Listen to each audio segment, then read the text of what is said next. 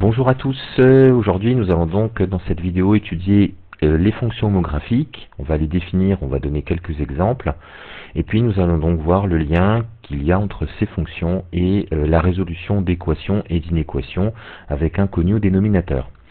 Alors je tiens à préciser qu'il y a déjà eu une vidéo sur l'étude du signe d'un quotient, donc algébriquement avec l'utilisation d'un tableau de signes. Donc ces deux vidéos se complètent.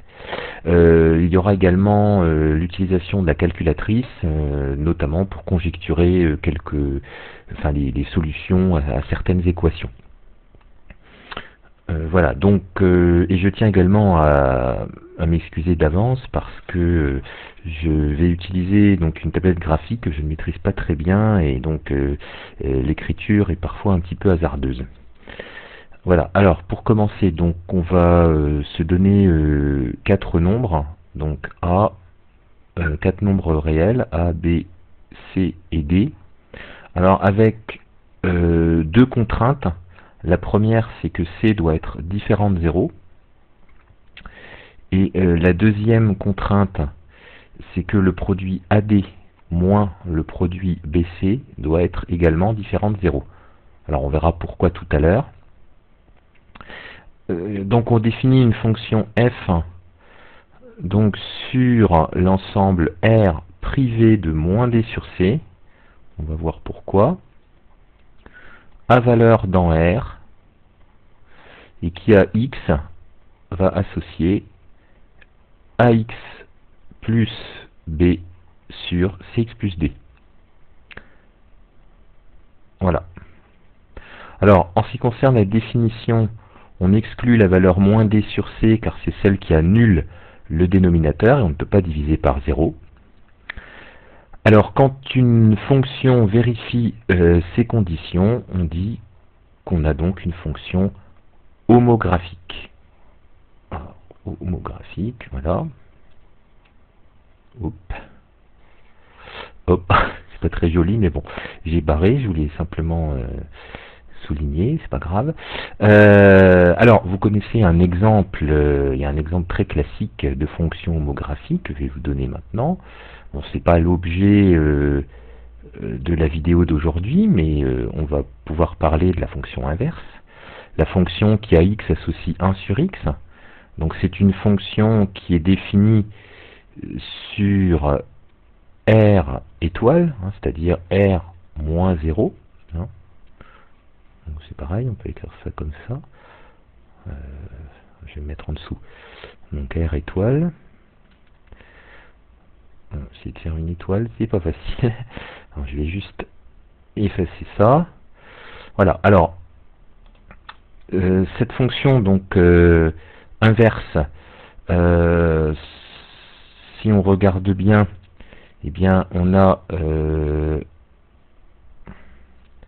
oh zut, on a les valeurs de A, B. Attendez, je recommence ça parce que c'est pas très joli du tout.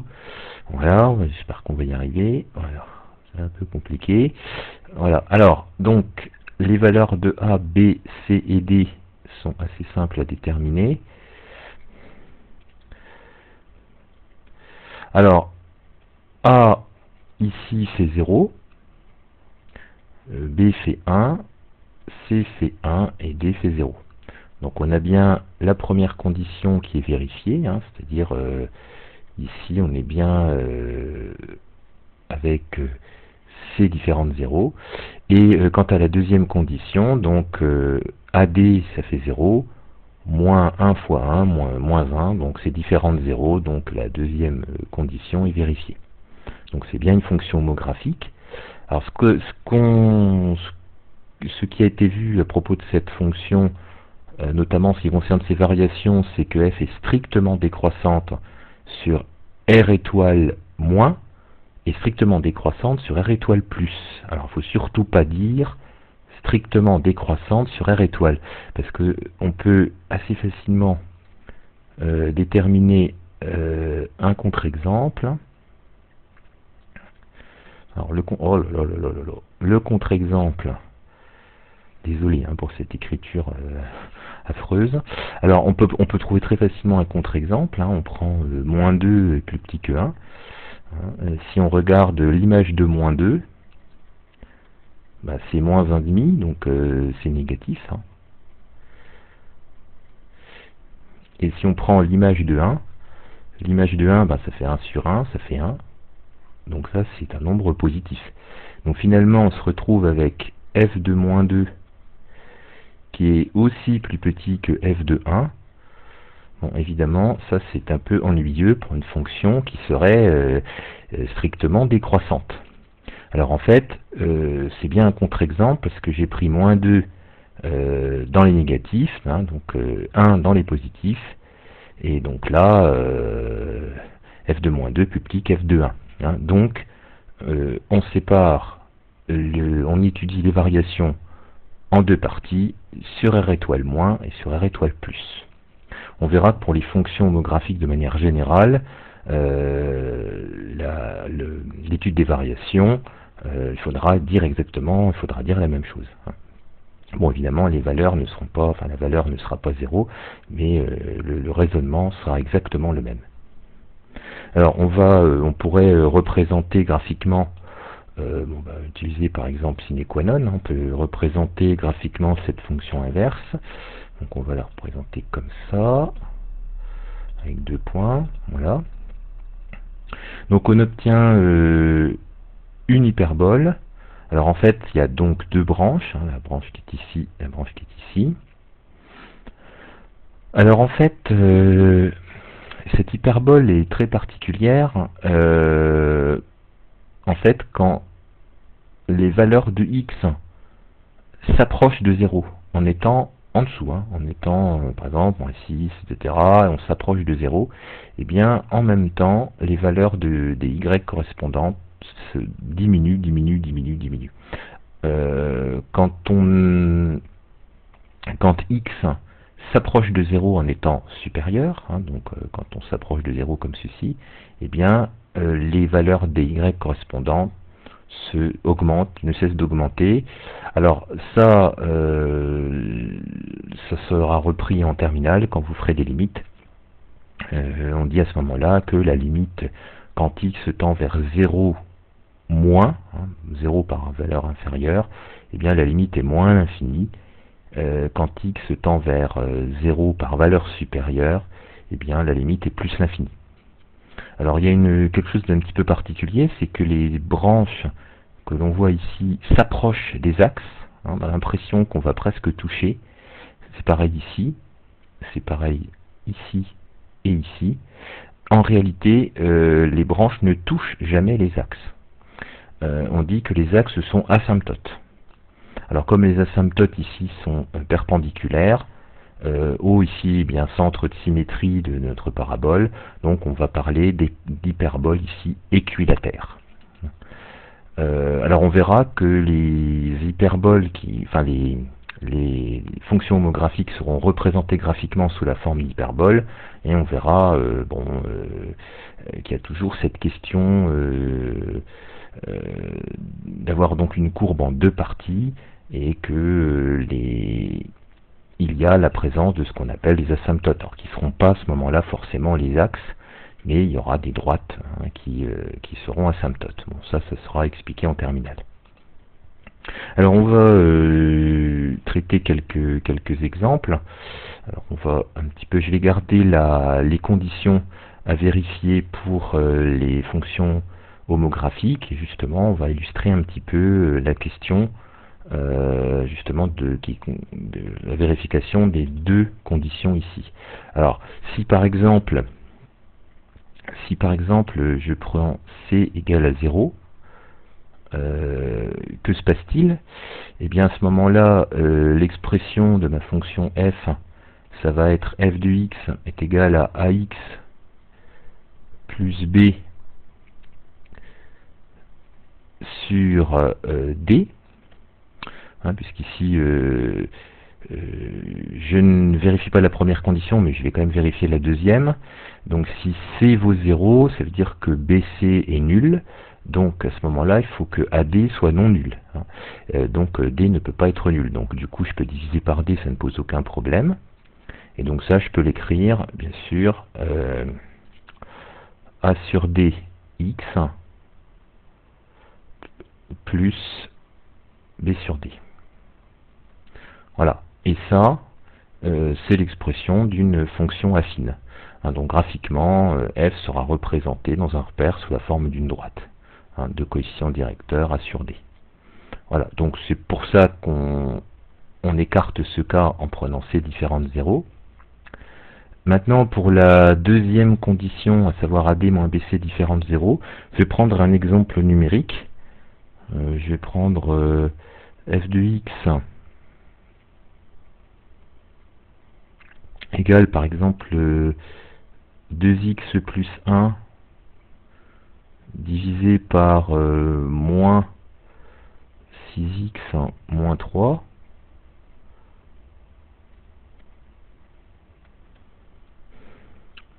Alors,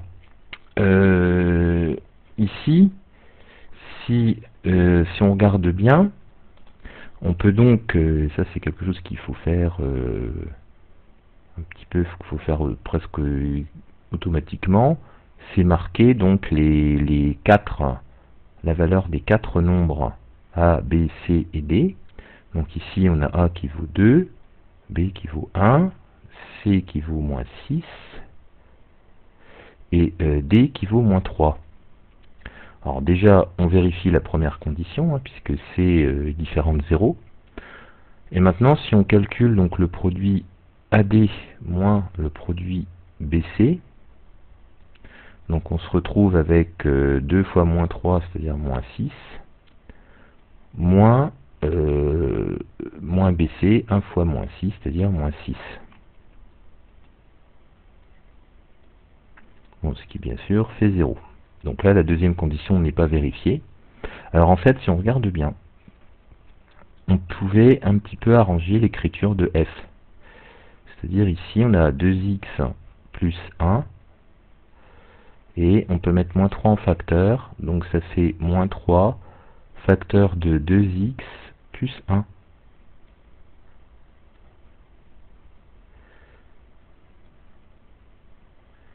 Alors, pour que la fonction f soit définie, de toute façon, il fallait que le dénominateur soit non nul, donc il fallait que x soit différent de moins 1,5.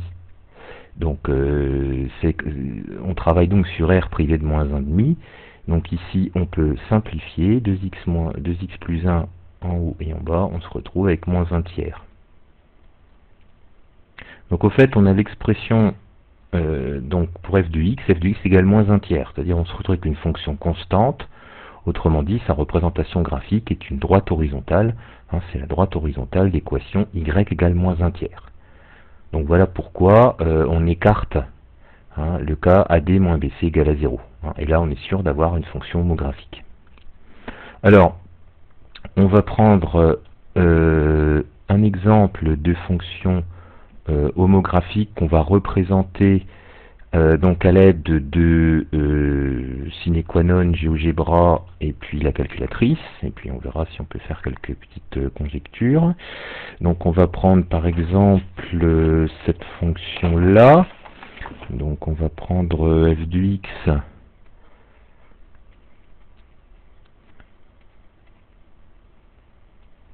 égale donc 3x plus 2 sur 5x moins 1, donc 3x plus 2 sur 5x moins 1. Alors ici, A vaut 3, B vaut 2, C vaut 5, D vaut moins 1. C différent de 0. Le produit croisé, donc AD, ça fait moins 3. Et BC, ça fait 10. Hein, donc AD moins BC différent de 0. Donc c'est bien une fonction homographique. Alors on va la représenter. On va utiliser sine qua non, par exemple. Donc on va enlever la fonction qu'on avait représentée. C'est la fonction inverse. Donc 3x plus 2 divisé par 5x moins 1. Voilà, donc on va la représenter comme ça. Voilà, donc on obtient une hyperbole. Donc la fonction elle est décroissante sur moins l'infini jusqu'à 1/5 exclu, et elle est décroissante également sur 1/5 exclu plus l'infini. Hein. Toujours, quand on fait les variations, c'est pareil, elle travaille en deux. On avait expliqué ça tout à l'heure. Alors, en fait, ici, on va aussi utiliser, par exemple, GeoGebra, va nous permettre de représenter. Voilà. Donc ici, on tape la fonction en dessous, là, dans la ligne de saisie. Donc f de x égale 3x plus 2 divisé par, donc au début il pense que je mets simplement une fonction affine, donc il me trace une droite, et puis après voilà, donc voilà pour la fonction. Donc là maintenant elle est entrée, voilà, donc on a notre hyperbole. Alors on peut par exemple afficher la fenêtre algèbre pour avoir l'expression de la fonction ici. Et puis on peut placer un point, par exemple sur l'hyperbole et puis le déplacer. Alors comme ça on voit ces coordonnées qui apparaissent ici. Et donc on voit que plus on s'approche ici de 0 hein, par en dessous. Alors de 0 en fait on est un petit peu décalé. Hein, c'est pas 0 exactement. C'est voilà, regardez, on est à 0, on est à 0,1 et on a un moins 4,6. Hein, donc il faudrait un petit peu agrandir là, et on continue, voilà. Et il y a un moment où, si on continue à descendre comme ça, voilà, on repasse sur l'autre branche. Hein, c'est-à-dire, voilà, il se passe, alors là, normalement, on voit, voilà, ici, voilà, ici, quand on est en 0,2, il met l'infini. Alors en fait, là, il y a un petit souci ici, alors 0,2, c'est justement la valeur interdite, c'est la valeur qui annule 5x moins 1. Hein, c'est-à-dire c'est un 5e. Voilà. Et puis on peut également utiliser la calculatrice. Hein, donc tout simplement, on se met en mode graphique. On va représenter la fonction. Donc c'est 3x plus 2. Donc 3x plus 2. Et on divise par 1. 5x moins 1. Voilà, donc ça c'est bon, elle est entrée. Alors on va la tracer, donc on obtient notre hyperbole. Bon après on peut affiner un petit peu, en modifiant un petit peu la fenêtre graphique si on le souhaite. Si on veut voir un petit peu ce qui se passe, un petit peu mieux ce qui se passe au voisinage, par exemple, justement si on cherche des intersections, l'intersection de la première branche avec l'axe des ordonnées, on peut réduire un petit peu les x ici. Voilà, donc on va voir un petit peu ce qui se passe ici. Apparemment cette branche là coupe l'axe des ordonnées, celle-là non. Donc on peut par exemple chercher éventuellement les coordonnées du point d'intersection. Alors les coordonnées, si on coupe l'axe des abscisses, l'axe des ordonnées, le point en question aura une abscisse nulle et on peut déterminer l'ordonnée. Ça peut être quelque chose que l'on peut déterminer, que l'on peut calculer. Alors, donc là on a vu un petit peu les fonctions homographiques et les conditions à respecter pour qu'elles soient correctement définies. Donc maintenant on va faire le lien entre ces fonctions et la résolution d'équations et d'inéquations. Alors je vais prendre un exemple pour que les choses soient claires. Alors, je vais par exemple prendre l'équation suivante. Donc on va considérer alors l'équation 3x plus 2 sur 5x moins 1 est égal à 4. Donc voilà une équation avec un connu au dénominateur. Hein. Alors tout d'abord, normalement, algébriquement, avant de résoudre cette équation, on se pose la question de savoir quand cette équation a un sens. C'est-à-dire, il faut que le dénominateur ici ne s'annule pas. Donc on cherche ce qu'on appelle les valeurs interdites. Donc en fait, on va résoudre cette équation. Finalement, on a déjà fait les calculs tout à l'heure, puisque l'expression qui est là, c'est l'expression de la fonction homographique qu'on a représentée tout à l'heure. Donc on va résoudre finalement sur donc sur R moins 1/5, hein, qui est la valeur qui annule le dénominateur ici. Alors, à quoi correspond cette équation et quel est le lien avec les fonctions homographiques? En fait, on va reprendre tout à l'heure donc la représentation graphique de cette fonction, hein, c'est bien la même chose, hein, 3x plus 2 sur 5x moins 1. Voilà.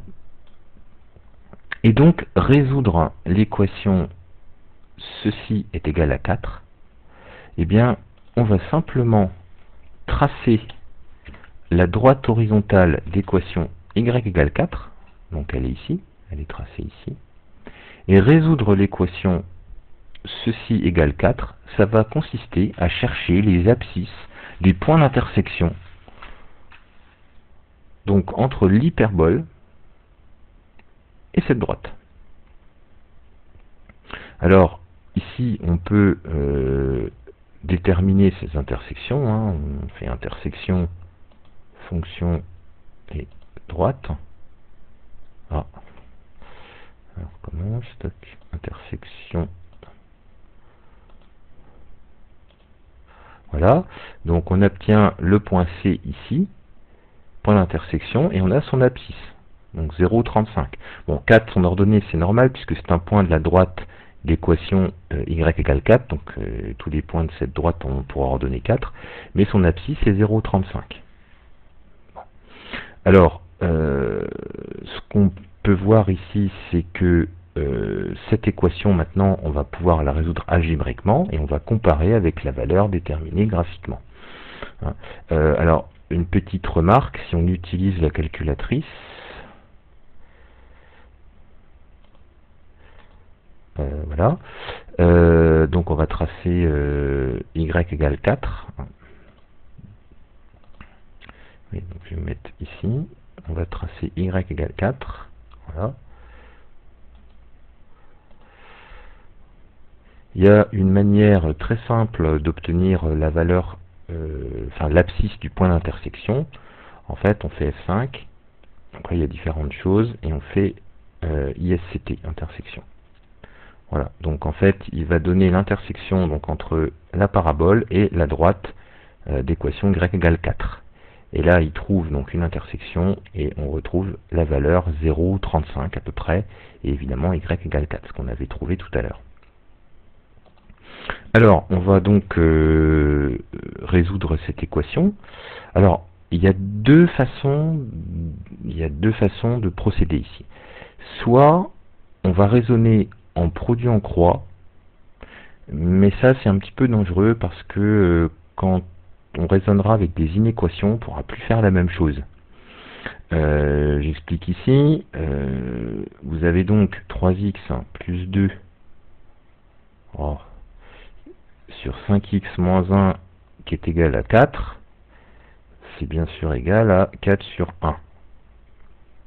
Et une égalité entre deux quotients, vous avez le produit des extrêmes qui est égal au produit des moyens. Donc ça veut dire, on a donc 3x plus 2,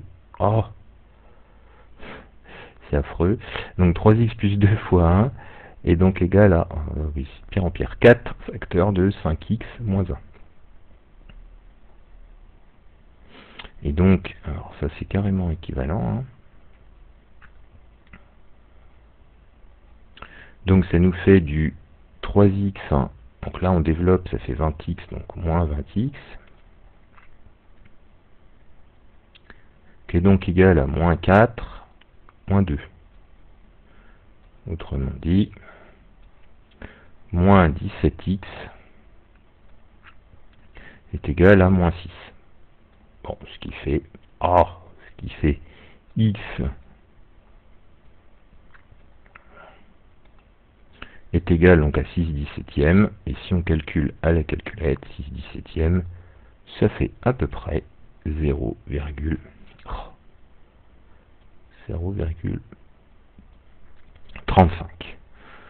Donc on trouve que non seulement il n'y a qu'une seule solution, donc ce qui graphiquement correspond au fait qu'il n'y ait qu'un seul point d'intersection, et l'abscisse de ce point d'intersection est 0,35. Voilà, donc on est en accord entre la résolution algébrique et ce qu'on observe graphiquement. Alors cette méthode, c'était la première façon de procéder. Je vais effacer un petit peu tout ça, hein, et je vais donc donner la deuxième méthode qui pourra être employée pour la résolution notamment des inéquations. C'est-à-dire on va tout passer du même côté, donc on va se retrouver donc avec 3x plus 2 sur 5x moins 1 moins 4, je vais passer de l'autre côté, est égal à 0. Et donc en fait l'idée c'est que je vais tout mettre sur le même dénominateur, à savoir ici donc le dénominateur commun, ça va être 5x moins 1.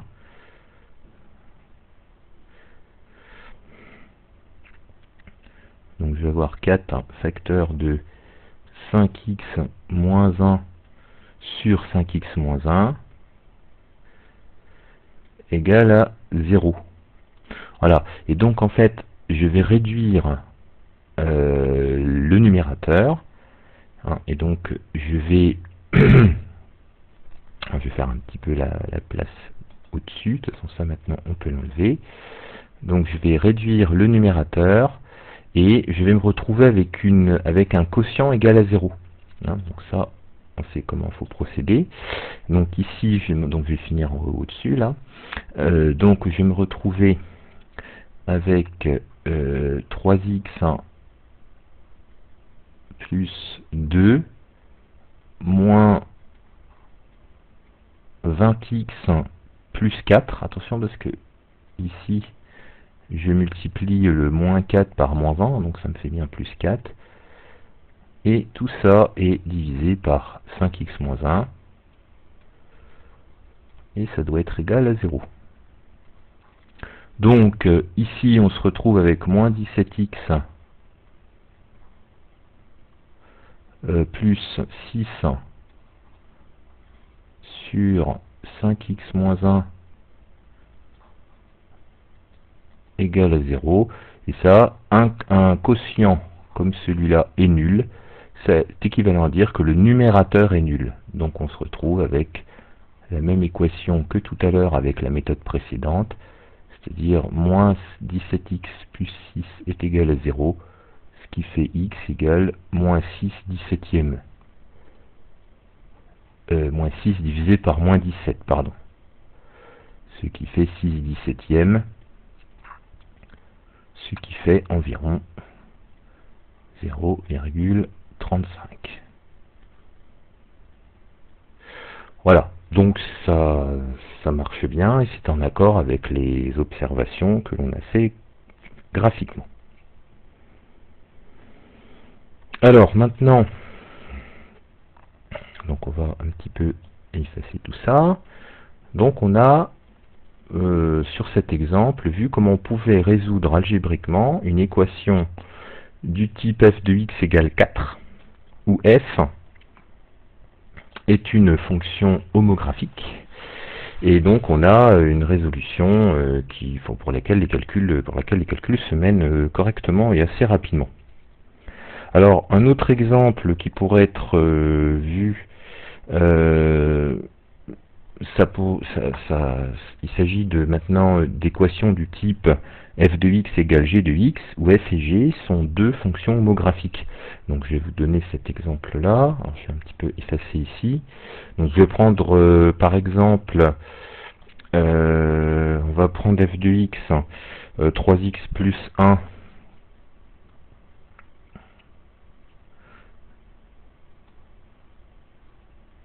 sur 6x moins 2 et on va prendre pour g 2x moins 3 sur 4x plus 5.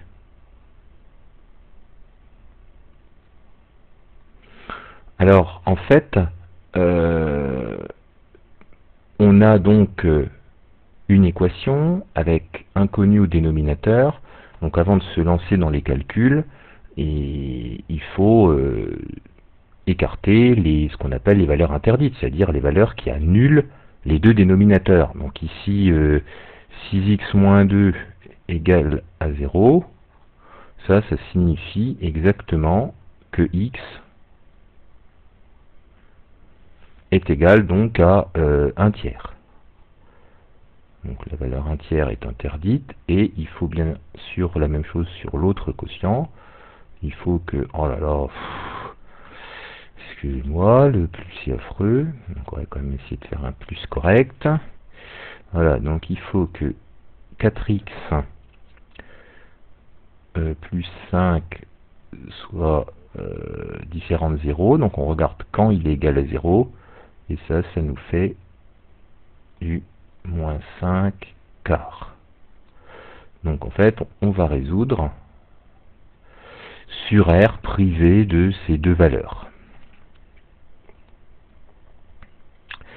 Alors, avant de se lancer dans la résolution de l'équation, on va regarder, puisqu'on avait fait le lien tout à l'heure avec l'aspect graphique, à quoi correspond graphiquement la résolution de cette équation. Alors pour ça, on va par exemple utiliser la calculatrice. Donc on va revenir, voilà. Donc, on va rentrer nos deux fonctions. Donc on en a déjà une qui est entrée ici. Ah non, il faut les changer. Donc c'est 3x plus 1. Donc on va changer celle-là aussi. Hop, donc 3x plus c'est 3x plus 1. Donc en haut, toc. Et en bas, donc on a 6x moins 2. Donc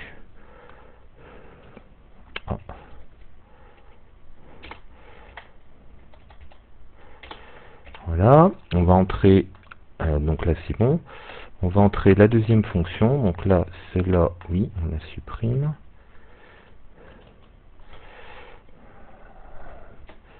Non, alors, mince, il n'a pas tracé.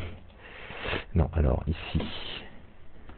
Voilà, donc on va rentrer la deuxième fonction, donc deuxième fonction non graphique, donc c'est 2x moins 3 sur 4x plus 5, donc 2x moins 3 divisé par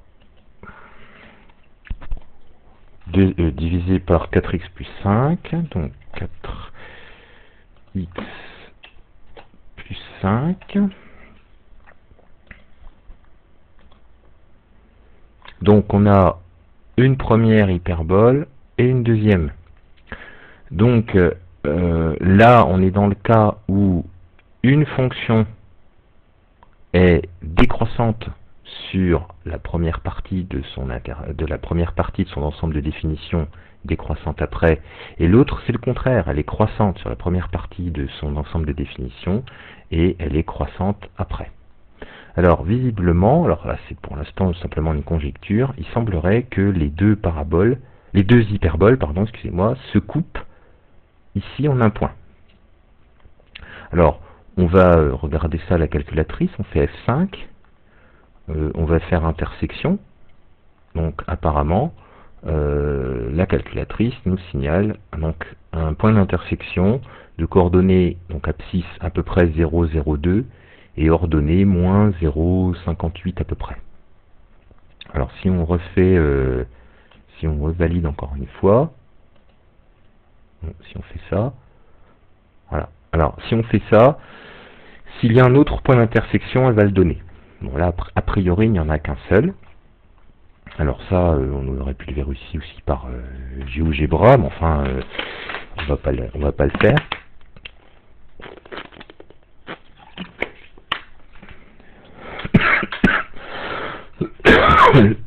Donc maintenant, on va vérifier par le calcul. Alors ici, donc, on se retrouve avec deux expressions. Donc on va transposer tout dans le membre de gauche. Donc 3x plus 1, excusez-moi, sur 6x moins 2,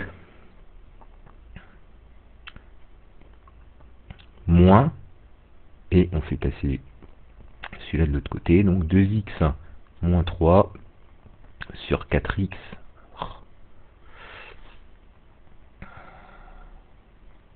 plus 5 est égal à 0. Donc on va procéder comme on a fait tout à l'heure, on met tout sur le même dénominateur. C'est-à-dire le dénominateur, on va prendre ici le produit des deux. Donc on fait 3x plus 1. On va le mettre sur, on va multiplier par 4x plus 5. Moins, donc 2x moins 3, multiplié par donc l'autre, 6x moins 2. On aurait pu mettre 2 en facteur et puis considérer 3x moins 1, mais ça va pas trop changer grand chose. Voilà, donc, et tout ceci sera égal à 0. Voilà. Donc, on va tout développer, tout réduire au niveau du numérateur, hein, parce que le dénominateur, on va le laisser, étant donné que on va utiliser la propriété qu'on avait déjà utilisée tout à l'heure, c'est-à-dire un quotient est nul si seulement si son numérateur est nul. Donc on va tout développer. Alors si on regarde bien, on a du 12x carré, mais ici on a du moins 12x carré, avec le 2x et le 6x, donc les x carrés s'en vont.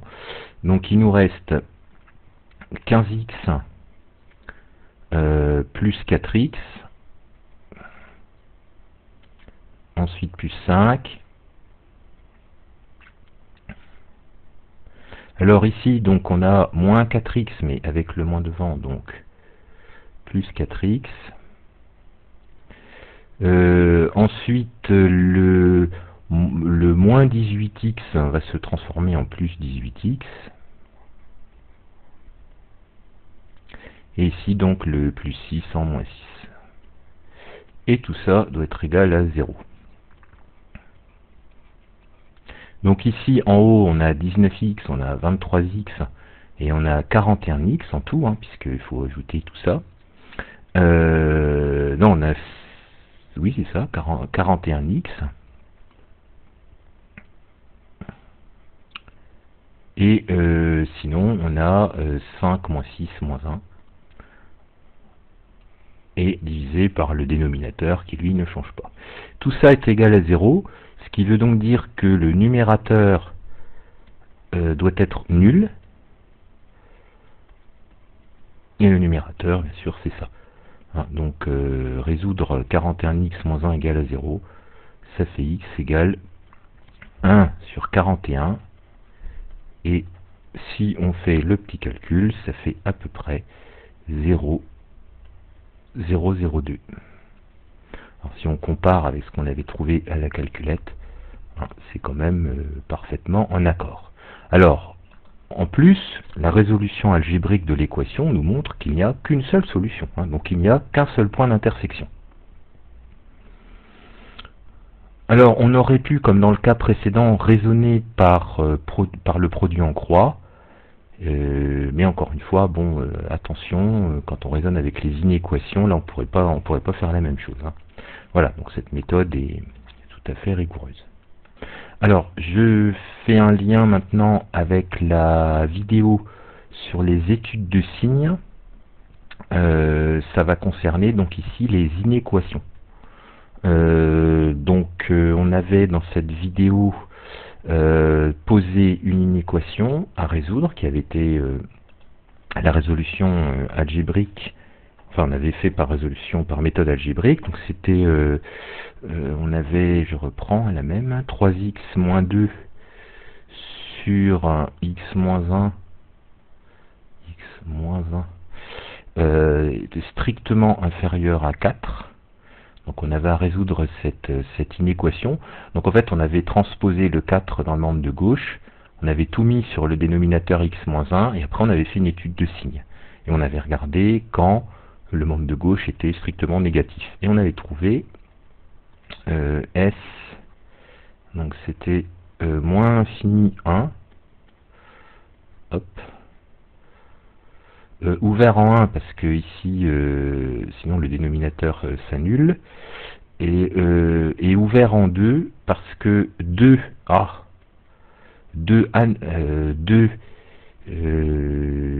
pourquoi on avait, oui, donc on avait ouvert en 2 parce que 2 était il fallait une inégalité stricte. Oui, mais ça va pas ça. Si, c'est bon. Et 2 annulait le numérateur. Donc ici ce qu'on va faire, c'est qu'on va tracer. Donc par exemple on peut faire sur on va faire à la calculette, hein, tout simplement. Comme ça on s'habitue à la manipulation de la calculatrice. Donc ici ce qu'on peut faire c'est simplement on va supprimer nos deux expressions, toc, voilà, et on va donc les entrer donc 3x-2 donc 3x-2 sur x-1, donc x-1, hop, voilà, et on va tracer la droite d'équation y égale 4. Voilà, donc on a l'hyperbole qui nous vient de la première fonction, et puis la droite horizontale y égale 4. Donc résoudre on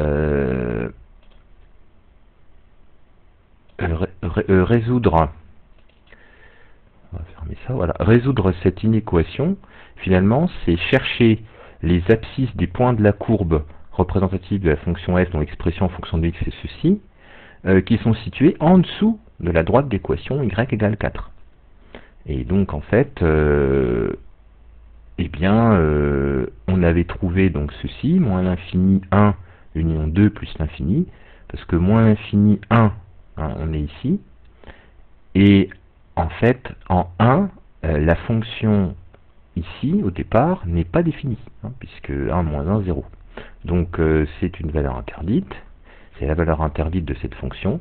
Donc voilà pourquoi on s'arrête en 1, et après, donc on reprend en 2, puisque c'est là qu'on a l'intersection, mais comme l'inégalité doit être stricte, hein, puisque c'est strictement plus petit que 4, ça ne peut pas être égal à 4, donc on démarre de 2 et on va jusqu'à plus l'infini parce que la branche ici de l'hyperbole continue à descendre comme ceci.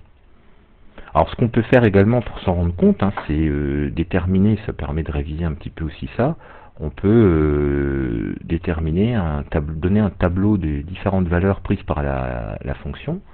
Donc ici vous faites ça, toc, la fonction est déjà rentrée, hein, donc on peut par exemple se placer un petit peu à droite